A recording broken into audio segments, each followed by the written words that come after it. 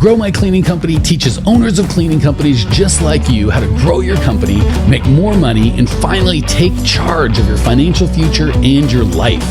This podcast is about automating and creating systems that give you time and money freedom so you can grow like crazy without losing control. Since this is totally free, if you're getting tons of value, want to support us and make sure that you get more of the good stuff, subscribe, rate, and review to this podcast today.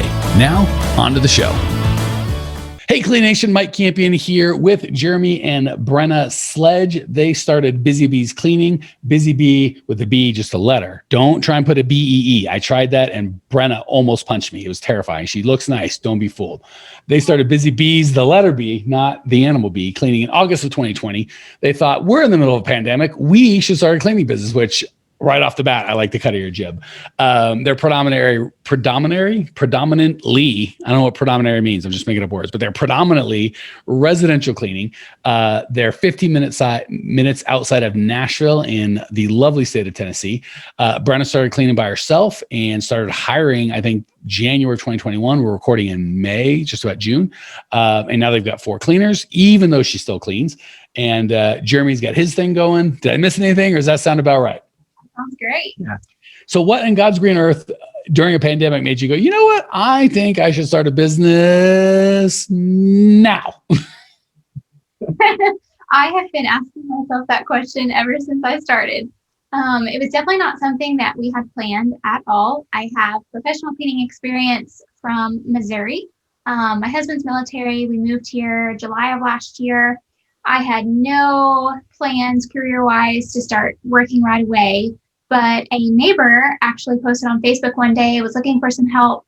For whatever reason, she was looking to hire an individual, not a company. And I hopped on there, said, hey, I have some experience. If you can't find someone else, I'd be happy to help. Long story short, I cleaned for her. And then I started getting all these Facebook messages.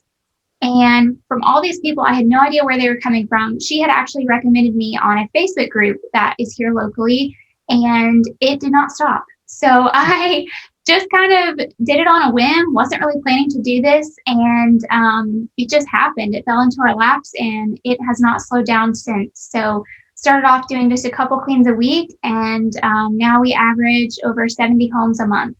So great, good for you. Yeah, thank you. So before we move on to your question, I have a question for you. Don't share the Facebook group because then everyone's going to try and get in there, but do share the concept. Like, is it a mom's group? Is it a local to Nashville group? Like, we don't need the name, but kind of what's just so if other people, there's, more than half the people listening aren't in Nashville. So like, what would be the, like, if you were going to coach someone to join a Facebook group, what would it be? Yeah, absolutely. So we are in a small, tight-knit community, kind of a small town, and it's just our community Facebook group for our town, which is called Nolansville. That's where we live, and it's just a way for people to connect in our area. People are constantly asking for recommendations for companies on there, or just referrals. And I mean, anyone can join as long as you live in the area. So I think that's pretty common on Facebook these days to have kind of like a group for whatever city you live in. And are most of the stuff coming from work that you do in the group, or exclusively from other people kind of talking about you? It is all word of mouth. I don't think I have to date posted anything seeking business. It's all word of mouth. People will tag us. They'll tag me, tag our Facebook page for the business. And we've never paid for advertising. So that's how we've gotten all of our clients thus far. Cool. So Facebook groups, Nextdoor, there's lots of, Facebook's groups are great, but it doesn't have to just be Facebook groups. It can be anywhere your clients congregate. All right. That said, how can I help you all today? So one of the big things right now is, as Brenna said, she's still kind of cleaning every day, and we've got the 4 employees, but she's spending a lot of time and energy supervising them and making sure that everything is squared away from one clean to the next. And we've got 3 children who are 6, 5, and 20 months old. And so we're hoping to kind of become more active as a couple instead of just one or the other being home at any given time, and kind of allow her to transition into being a manager and just a business owner and build the business as opposed to constantly being out cleaning. Yeah. So it's funny. I was busting Team Sledge's chops because we just finished our 5-day challenge and it was awesome. So I'll give all of y'all Cleaning Nation the same thing. We were literally just going to do the 5-day challenge, I said, but we've had so many people coming to the same question. We made the recordings available. So as of this recording in May, it'll probably release in June 2021. 5-day challenge is over. I don't know if we're going to do one again, but it was awesome. We actually have like 7 or 8 modules and bonuses and just it's jam-packed. So growmycleaningcompany.com/out of cleaning is the best source for how to just figure that out. I'm going to do the best I can on this podcast, but I would go to growmycleaningcompany.com/out of cleaning for really a deep dive. It's probably 10 hours of content and it's excellent. So that said, let's see. And that's the short version of our 9-week elite program, which is the short version of my 20 years of figuring out this business. I'll just distill it down in 20 minutes. Why not? It'll be easy. Let's have some fun. Okay. So I'm going to go by memory because I don't have my notes in front of me, but the concept is the same. The first, and it sounds weird, everyone skips it and be like, just tell me how to hire people, which is fine. We'll talk about that. But the first thing by far is the decision, the cutting off all other options to this is my last day of cleaning and I shall not clean after that day, hell or high water, right? If that means I've got to schedule cleaning and everybody quits or something happens, people go, oh, I got to clean. No, you do not. You can call, hey, Brenna, it's Mike. I was supposed to clean today. We had some employee snafus, won't be able to make it. Like that kind of commitment to I do not clean. The reason this is so important, many of you guys have had other businesses. I had a car dealership, a construction company. And the example I use is I don't know how many tire rotations, transmission fluid changes, brake jobs we did. You know how many I did? 0. Not because I'm smart, because I'm dumb. I don't know how to change brakes. If I tried, I'd kill somebody, probably myself, right? So the mechanics are smart enough not to let me into the bays because I'd run amok, right? So the only difference between me and my genius ability not to change, to do any mechanical work on my own, and you and your inability to not clean is I physically couldn't do it and you physically can. So you literally have to get to the point where you're like June 1st or whatever the date's going to be for you. I forget how to clean. I will pay someone to do it or it doesn't get done. And every business I've had, I had a construction company. God forbid you get me behind a forklift we had heavy steel. My team would like, get out, go. A lot of Hispanics would get out of here, Whitey. El Diablo Blanco, the white devil. Get out of here. We're going to screw stuff up. So that belief of I don't clean, I'm not a cleaner. The example I use is if you all offered me a cigarette right now, I don't smoke. So I wouldn't be like, hold on, what's it taste like? What kind of cigarette? How's it gonna make me feel? I just go, do I smoke? Oh, I'm not a smoker. So the answer is no. There's no like dialogue. It doesn't matter what kind of cigarette or I just don't smoke. Right. So you've got to get to the identity of I don't clean. I'm an owner. Right. So no matter what happens in Tesla, at no point is Elon like, I better answer the phone and sell a car or, do some sort of maintenance because his identity is the owner. So are you cool with first and foremost, second and third, Brenna having the identity of I don't clean. I don't know how to clean. I don't clean. It's not what I do. If it needs to be clean for this to happen, then it just won't get clean. Are you okay with that? Yes, that makes sense. Okay. And then, Jeremy, have you never cleaned? So I have a couple times. Okay. I was going to be like Jeremy, but Jeremy's like, no, I fell for it too. So, and that goes for Jeremy, right? It's not like Brenna's out and then Jeremy just starts cleaning, like do you on the date. Okay. So I can't overemphasize. And you really have to kind of have a come to Jesus with yourself in terms of how committed are we to having a business? And if you're like, we just like this for the fun and for the money and we don't really care, and this is just a side hustle, clean all you want. Like God bless you, right? Like I'm not saying you can't clean. There's no law against it. But if and when you're committed to, I got to have a business, you got to be committed to, then owners don't clean ever, ever, ever, ever, not once, not ever, period. So that's the first part. And there's a lot of mindset stuff that goes in how to do that and a lot of more depth. But again, we're going fast, kids. So the second piece is I got to go over a little mindset. The biggest thing that gets us in, and we think is lack of employees. We're going to get to how to hire to the best we can in 20 minutes. But first, it's that negotiation with cleaning, right? Like just think of it. I don't know if y'all smoke. When you don't smoke, someone said, you want a cigarette? You go, no. There's no thinking. There's no, someone says you clean. No, there's just no thinking. I'm not a cleaner. I'm an owner. Just, no, I don't do that, right? Second piece is we got to address the fears that keep us back. So everyone thinks if I just had good employees, then I would be fine. It's like, nope. The reality is if you just believe the right things, then you'd have good employees, then you'd be fine. But we want to get the employees, we want to change the world without changing us. And it never works. We always have to change Brenna and Jeremy, then the world will change. So the first change is we don't clean. We're not cleaners. It's just an identity thing. Second is it's going to be different for all of you, but you probably have some version of, they want me, Brenna. If Brenna doesn't show up, they'll quit. If I get employees, they won't do as good of a job. I have magic cleaning hands that only I know how to do. And if I don't clean, the world will stop spinning, right?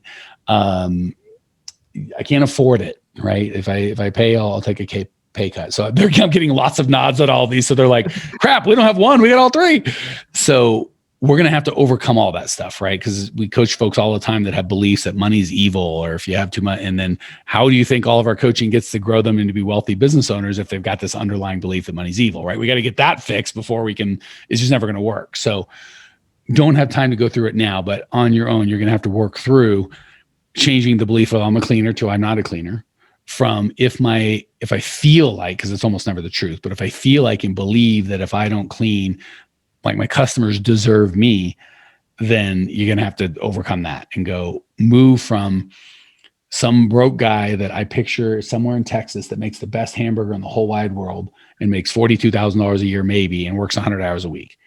Change from that guy to McDonald's, who makes the worst hamburger in the world. It's disgusting. You ever had a McDonald's hamburger that's not like hot and fresh, like 28 seconds cold? They're disgusting, right? They're nasty hamburgers, but holy crap, they're consistent and they can make $1 billion. They even advertise over 7 billion. So like, it's not good, but we can make a lot of them, right? So, which is fine. Who's changed the world more, right? The guy in Texas with the best burger ever, or McDonald's with their 7 billion served, right? We all have memories of McDonald's and how it makes us feel. It's not about the burger. It's not about the quality of the burger. So that guy in Texas is like, oh, those stupid guys at McDonald's, those are crap and they're bad for you. And mine tastes, he's right on all of them. And he's broke and McDonald's is rich and he's affected nobody. And McDonald's has changed the world. So you kind of got to make that shift of, I want to be, I hate to say it because and I've taken my kid to McDonald's, I've eaten their terrible food, but they're kind of a blight on society, but you have to be okay with, if you want to serve people, Brenna's magic cleaning touch has to be, there is no such thing. We have to get a consistent result for everybody as opposed to Brenna's magic, because Brenna's magic requires Brenna. And God forbid you get pregnant, want to hang out with your kid, go on vacation, get hit by a bus, lose interest in working, whatever. Well, then the whole thing's shot, right? So we got to kind of make that shift of, my employees might think that they want me, but they can't have me. Or if you really want to get crazy, just be like, well, it's $500 an hour. I'm not going to pay that. Yeah, I wouldn't either. That's why we have a team, pay them, right? I wouldn't clean for, I always tell people my day rate, I don't do one-on-one training. If I was going to fly out, it'd probably be somewhere around 15, 20 grand. And if you guys said, okay, let's get to work cleaning, I'd go, okay. And then at the end of the day, you'd be like, you didn't earn your 15 grand. I go, I did what you told me to do. Like, I don't care what you asked me to do. My rate's 15 grand. You go, why should I pay a cleaner? I go, yeah, you should have. Like, I agree. So picture yourself as the owner of the company. If, say, not that he is, but say Jeremy's in charge, like, Brenna, get to work cleaning. She's the most valuable employee you have, right? So if you choose to have her clean, you're going to go, well, you didn't really do a good job being an owner today. And she's like, no, I'd clean like you told me. What do you want from me, right? So just picture that. If I would charge that kind of rate, what would you charge as the owner, right? And you go, and your clients will go, I wouldn't pay. Like, so if you went to your clients and go, this is Mike, he's got a, you know how good he, I'm paying him 15 grand. Your clients will go, yeah, I'm still going to pay the $300. It doesn't, none of that means any difference to me. I don't care about that. So same thing with you. You're like, I'm Brenna. Don't you know? I'm $1,000 a day or whatever your rate would be. Like, I'm not going to pay that. Yeah, I wouldn't either. Right? That's why we have employees. So we got to get through all the head trash that they deserve you. They have to have you. They're going to quit if they don't have you. If they quit. And guess what? Here, guys, tell me, hey, I want you to come out. I want your training, Mike, but you got to come fly out and do it. Go ahead and tell me. Come on, Mike. It's time to come to Nashville. Let's go. I'm not doing that. No, sorry. Tell me how much money you'll pay me. Tell me you'll pay me whatever. I don't care. I don't do that. No, thanks. Right. Again, 20 grand, we talk off air, but you go, I'm not going to pay that. And I'd go, you should take our course. It's cheaper than that. Right. Like, so we both agree that my day rate to fly out would be too expensive. And I would recommend taking a course that we have that's a better solution for less money. That's what you got to get with your people, right? Like, yeah, I agree. It's not fair to charge $1,000 a clean for Brenna, but that's Brenna's rate. You should hire. That's why we have employees. You should hire them. Right. So that's the mindset we've got to get. And if they quit, they quit. If you guys go, well, I'm not going to pay that. okie dokie. Like, I'll just move on with my life, as will you. It's fine. It's totally okay. So first, we got to go, we never clean. Second, all the head trash about the employees won't do it. It's harder to train them to do it myself. They'll steal and lie and cheat, blah, blah, blah, blah, blah. No one would want to work for me. There's a bunch of weird head trash we have that you're going to have to get over that we go over in the training. I just can't in the 20 minutes. So first, you change your identity from cleaner to owner.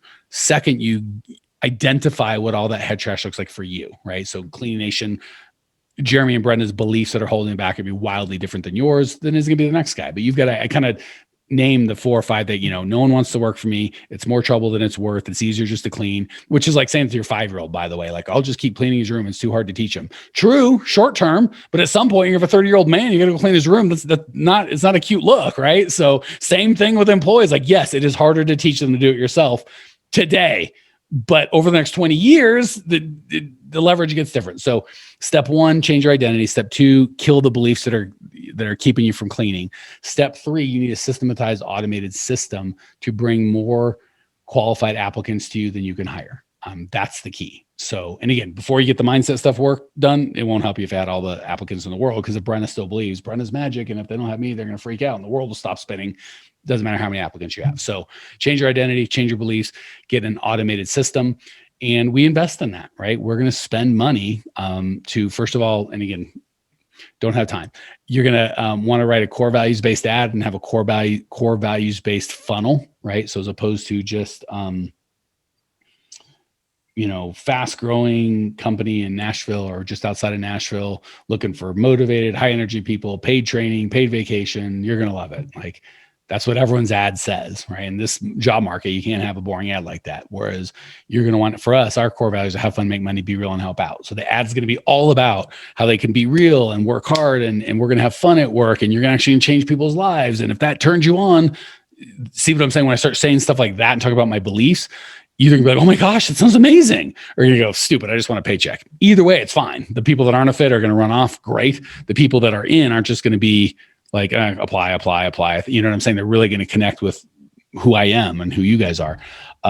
So core values based ad, put it in front of the right people with money, right? Just like in a different topic for a different day, but that whole like, oh, we never had to advertise, people just come to us. That's fine. Up to usually $100,000, $200,000 a month or a year in revenue. And then you got to start a scalable, dependable, repeatable, scalable system to attract clients. Same with the employees, right? It can start. You guys are charming people. You seem nice. I'm sure people want to come to you. So for your first couple employees, you can just do kind of friends and family and like warm network. But when you're like, I need 2 new employees every month, which means I got to hire 3 or 4 because they're not always great or blah, blah, blah, blah, blah. You can't scale it, right? So we're going to need a system that brings in, and again, money is the answer. If you have a problem that requires money and you have money, you ain't got a problem, right? So if you got 6, you need 6 cleaners and poor Brenna's out there cleaning. Well, let's just spend some money hiring a 6th Brenna. Now you can work on the business as opposed to in it. Oh crap. I skipped a step. I don't have my notes. We also need to do a money check to make sure that your finances are right? So keep in mind, if you're doing the cleaning yourself, you make a nickel, you keep a nickel. When you start hiring, you have things like overhead, insurance, training, uniforms, like a real business. And you keep less of the money that comes in, but you have an unlimited amount that can come in, right? Depending on the part of the country you're in, you're going to cap out between $3 and $5, $6 at the most, $1,000 a month if you're cleaning and you're cleaning a ton and maybe you have a helper with you or something. That's it. And you got to work every day, all day. So when you hire someone, say you hire 2 people, and say you're at $4,000 a month, you might drop down to 3 or 2 or 1, you know what I'm saying? But now you're capped, you can hire infinitely. So we are going to throw money at the I need qualified applicants problem. Indeed is a good place to start. And I can't get into the whole hiring funnel, but you want to have a system. I'll give you the brief overview. Core values-based hiring ad, to a group interview, to a one-on-one interview, to a working interview, to training someone else to becoming a trainer, and they're on full time. So that's kind of the brief overview. We can't dive deep. So the big chunks, I'll let you ask questions, and we got to call it because I'm running long, are change your identity from cleaner to owner, kill all the beliefs of they won't come to me, who'd want to work with me, they demand me to work, it's harder than it looks, they'll just quit, they'll steal something, they'll kick a cat, all that crap you got to get over. 3, make sure your numbers work not for a cleaner, right? Because again, if you work at Walmart for $10 an hour, guess what? You get to keep the whole $10. But when you start owning a business and you do stuff, there's other, so as you shift mentally from business owner or from cleaner to business owner, you got to shift financially from the same thing, right? So we got to start charging big boy and big girl prices, right? If you're charging solo cleaner prices, but you want to be the owner of a cleaning company, that won't work, right? Like if I was making a beer in my bathtub, I could charge 38 cents a bottle and still probably make money. But if you want to go to the good folks at Budweiser, they have some overhead and things. It's going to cost a little bit more, right? And it's okay. Most people would rather, Budweiser knows what they're doing. They're professionals at this, as opposed to me just showing up with a mop and some hope going, let's do this. Come on, So change your identity, kill your beliefs, make sure you're financially set up, and then create a core values-based automated system to bring more applicants to you than you can hire. So that's like, again, 20 years of learning that we usually jam into a 9-week course, that we jammed into a 5-day challenge, that we jammed into a 20-minute podcast. God bless America. Questions, comments, root of Mark's team, Sledge? I think for what we had time-wise, you definitely covered it pretty well. What would be for me, everything you said makes sense. And a lot of it was things I've been yelling and throwing things at her, trying to get her to understand for a while. If it makes you feel better, my wife don't listen to me either. So I get a lot of, why will your wife listen to me and not you and not me? I'm like, mine won't either. You could probably coach my wife. She'd pay attention. So it's okay. I coach a lot of spouses with other spouses. Like, I've been saying that. Why do you listen when he says it? I don't know. I got a microphone. What are you going to do? Just moving on. It happens, buddy. It's okay. All right. Well, it's good, because then when I have bad coaching, she'll hate me and she can still love you. So it's a double-edged sword. It's okay. That's perfect. Because the question was going to be like, how do I get her past that wall? Of she's heard it 100 times. Maybe you saying it's the answer. So. Yeah, I hate to say it, but it is a third party. Because again, obviously you guys have got a ton of history, right? And again, I'll say something to my wife that she'll hear a tone of voice that no one else in the world will hear. She's like, what do you, and she'll immediately get defensive. It's not because she's a bad wife. She's amazing. And I hope it's not because I'm a bad husband. I think I'm okay. It's just because we have this history, right? And where there's just a bunch of nut. So that outside, and it's just a different relationship. So honestly, that really is the answer. It doesn't have to be me specifically, but an outside party that she trusts and I'm not trying to sleep with her. So if she gets pissed at me, I don't care. I'm gonna be like, here's the right answer. Here's what you're gonna do. You can't, you've got to be like, well, there's other dynamics of this relationship that whereas I can be like, hey, Brenna, pay attention. This ain't gonna work for you. I can talk to her in a different way, good and bad, that it would be inappropriate. I would never say that to my poor bride, but I can beat up your poor bride, right? So honestly, that third party perspective, that's a lot of what we do. It is, you just have to be okay with, she's my wife. She's not going to listen to everything I say. Sometimes she just has to hear it from someone else, and vice versa, right? I'm sure I could tell you stuff and Brenna would be like, I've been saying that. Why won't you? So it works both ways.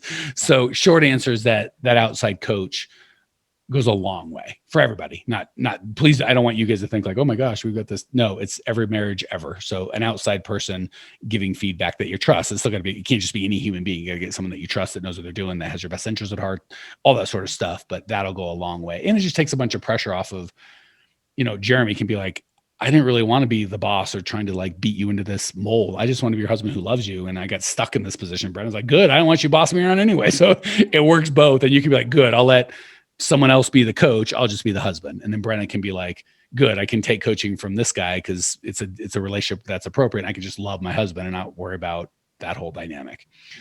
Very insightful question. A lot of people don't pick that up. So thank you for letting us kind of share with Cleaning Nation, because there's 1,000 couples that just heard that and they're looking at each other, and the wife or the spouse like, see, leave me alone. Let me get a coach. So that would be did that answer your question, Jeremy? Yeah, absolutely. And it has gone both ways for sure.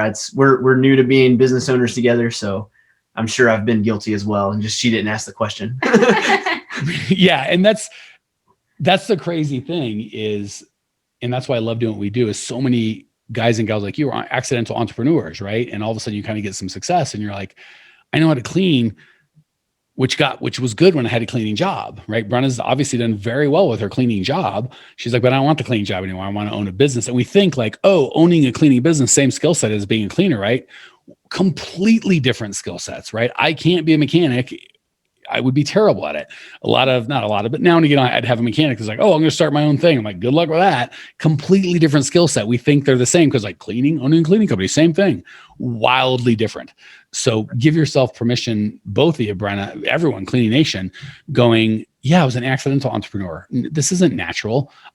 For those of you guys that have been listening to the podcast for a while, I've done this for 25 years and I was very unsuccessful and hit a lot. All I'm doing is sharing all the mistakes I made so you guys can make smarter mistakes. So give yourself permission to be like, this isn't a natural. And, I can't remember if you shared online or off air, but in business school, we get a ton of people that have graduated business school, marketing degrees, HR degrees. They still don't know how to run a small business. No offense to whatever school you're going to, but they don't really teach us stuff you need to know. So even if you have that degree and you're like, I'm still struggling. I have accounting people that, whose car is always broken, the mechanics, whose books are always a mess, the accountant, whose business is always struggling, the guy in business school. So just give yourself permission to be like, trade school is what you really need, right?